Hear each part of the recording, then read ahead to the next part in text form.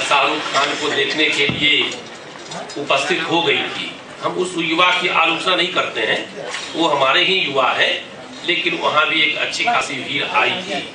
और आज हम एक दूसरा दृश्य भी देख रहे हैं कि युवा की भी ऐसी भीड़ है जो खड़ा होने के लिए भी हम उनको जगह दे पाने में असमर्थ है।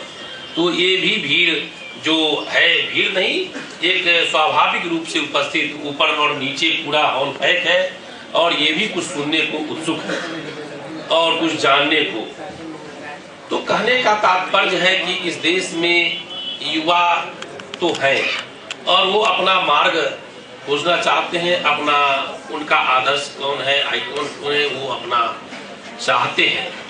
अभी हमने पिछले दिनों राष्ट्रीय स्वयंसेवक संघ, जिसका मैं पदाधिकारी हूँ, डॉक्टर एस.सी. वर्मा को हम लोगों ने बुलाया था रविंद्र भवन में और छात्रों का एक कार्यक्रम था, उसमें नीरज जी भी थे। एस.सी. वर्मा इसी बिहार के हैं और संघ से जुड़े हुए हैं। वहाँ IIT कानपुर के HOD भी हैं, फिजिक्स में हैं और काफ़ी अच्छा विषय रखा था। प्रेजेंटेशन के द्वारा उन्होंने पावर प्रेजेंटेशन से बताना चाहा कि भारत की शक्ति क्या है एट प्रेजेंट और उसके आधार पर हम आगे कर क्या सकते हैं। और अंत में उन्होंने उन युवकों से ये बात कहा कि केवल आप IITian बनना पसंद करेंगे कुछ प्रश्नों को याद करके, या आप पूरा डीप उसका अध्ययन करके तब आप कुछ करना चाहेंगे। और आपको जान के खुशी होगी, इसमें से कई छात्र आए भी होंगे। 25 रुपया दे करके विद्यार्थी उस कार्यक्रम में गए थे। रविंद्र भवन ऊपर नीचे पूरा वो भी भरा हुआ था। तो कहने का अर्थ कि आज युवा शुल्क दे करके, राशि दे करके और वो अपना खोजना चाह रहा है, लेकिन आज उन्हें तलाश है कि उनका आदर्श कौन हो सके। हम लोगों ने अभी कलाम साहब का नाम सुना, तो कलाम तो काफी विद्वान व्यक्ति है और वो अपनी पुस्तक में उन्होंने लिखे भी है उन बात को कि उनसे एक स्टूडेंट ने, छोटा विद्यार्थी था, उसने कहा कि कलाम साहब हम आदर्श, जीवित आदर्श बताइए कोई इस भारत में जिसको हम माने। तो पूर्व के तो है, स्वर्गीय बहुत नाम है, लेकिन आज के डेट में जीवित कौन है जिसको हम अपना आदर्श माने। तो कलाम साहब ने उत्तर नहीं दे पाए। कलाम साहब कि जीवित आदर्श आज हम किसको कहें। तो कहने का अर्थ कि आज देश इस प्रकार से क्राइसिस से भी गुजर रहा है, लेकिन इन सब के बावजूद यह जो एक संक्रमण काल है, इस संक्रमण काल में चूंकि सब यहाँ पर कॉलेज स्टूडेंट है, अच्छी खासी संख्या में है, बुद्धिजीवी है, आध्यात्म से जुड़े हुए हैं, तो हमारा चिंतन स्वाभाविक है कि जब संक्रमण काल होता है और इस संक्रमण काल में जिसकी आवाज जितनी ऊंची होती है, जिधर संगठन की ताकत आवाज के साथ ले जा सकती है, हमको उधर विजय निश्चित रूप से, स्वाभाविक रूप से मिलती है। तो अब संगठन की ताकत और उसकी संख्या, ये दो मैंने बात बताई है। तो कौरव के पक्ष में भी संख्या बल अधिक था और पांडव के पक्ष में संख्या बल कम था, लेकिन कम होने के बावजूद भी उनके साथ सत्य जुड़ा हुआ था, इसलिए वो सफल हुए। आज इस पूरे भारत ही नहीं, पूरे दुनिया में हम सबको मालूम है कि इस प्रकार से एक सभ्यता का संघर्ष चल रहा है। मैं सभ्यता की बात कर रहा हूँ। तो आज सभ्यता कितने प्रकार की है, तो हम सब आप देख रहे हैं कि कहीं मूर्तियों को तोड़ा जा रहा है, कहीं मूर्तियों को खंडित किया जा रहा है। अफगानिस्तान हो या और जगहों पर हो, एक देश दूसरे को खा निगल जाना चाह रहा है और फिर कुछ देश इकट्ठा होकर के उसका सामना करना चाह रहे हैं। कोई केवल बाजारवाद, पूंजीवाद के सहारे अपना काम करना चाह रहा है।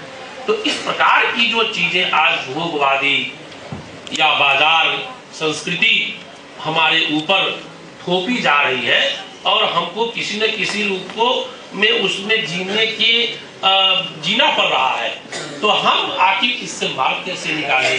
तो वही मैं कहना चाह रहा था कि वो मार्ग वही है जिस मार्ग के तहत आज हम यहाँ बैठे हैं और हम इस अध्यात्म के माध्यम से, ऐसे संगठनों के माध्यम से, निश्चित रूप से यही युवा जब कल होकर के, जैसे आज कई स्थान पर उन्होंने प्राप्त किया है, तो वो वैसी जगह पर जाएंगे और अपने आध्यात्म और अपने सत्य के साथ, चरित्र के आधार पर उस काम को करेंगे तो निश्चित रूप से भारत विश्व गुरु होगा फिर से।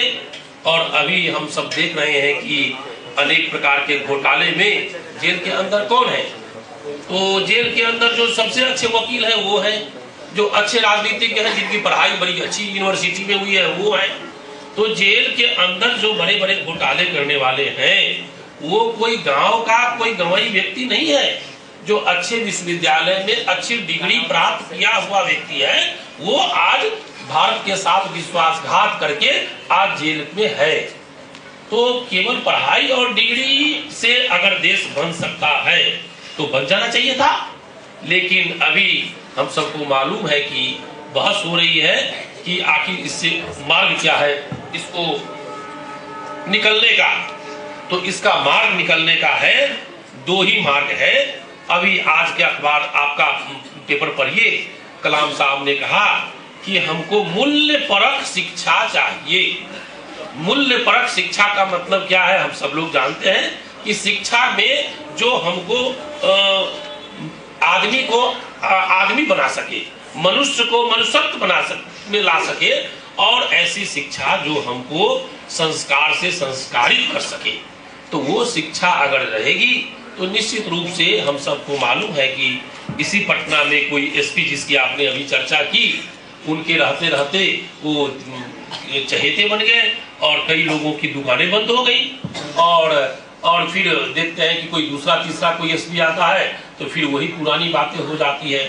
तो कहने का तात्पर्य है कि अगर व्यक्ति सही है तो व्यवस्था को भी वह कुछ हद तक ठीक कर लेता है। अगर व्यक्ति गलत है तो व्यवस्था कितनी भी अच्छी क्यों न हो, लोकपाल क्या, जन लोकपाल क्या, महालोकपाल बना लेंगे, लेकिन अगर उस पर गलत व्यक्ति बैठ जाएगा तो उससे कल्याण संभव नहीं है। इसलिए मूल्य परक शिक्षा, आध्यात्मिक शिक्षा, चरित्र संस्कार देने वाली शिक्षा अगर है तो निश्चित रूप से ये सफल होगा। और मैं एक किसी देश की बात है, मैं कहकर अपनी वाणी को विराम दूंगा। उस देश में राष्ट्र गीत जो गीत है उसका, उस पर जब गाया जाता है तो सब अटेंशन में आ जाते हैं। तो उसके घर में चोरी हो रही थी और चोरी होने के समय चोर को देख लिया जो मकान मालिक था कि वो तो चोरी करके जा रहा है, तो उसने अपना जो उसका टेप रिकॉर्ड था उसको ऑन कर दिया, तो राष्ट्रगान होने लगा। तो वो चोर भी खड़ा हो गया, जब तक राष्ट्रगान हो रहा था तब तक, और ये भी खड़ा हो गया। इसी बीच इसने पुलिस को इन्फॉर्म कर दिया, तो पुलिस भी आ गई।